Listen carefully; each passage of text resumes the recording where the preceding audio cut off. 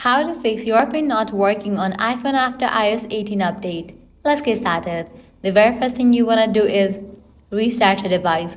For that, launch your Settings app, navigate to the option of General, scroll all the way down, click on Shutdown. Once you turn off your phone, wait for a few minutes and then turn it back. With that, your problem might be resolved.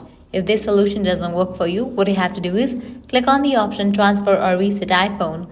Click on Reset Network Settings, and then type in your passcode over here and continue through the process. And lastly, what you have to do is first restart your device.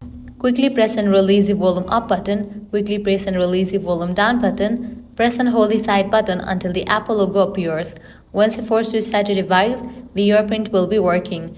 Users have to be connected to the internet. So that's a wrap for this video. This way you can easily fix Airprint not working on iPhone after iOS 17 or 18 update. If this guide was helpful, don't forget to like, share and subscribe to our channel. Thanks for watching.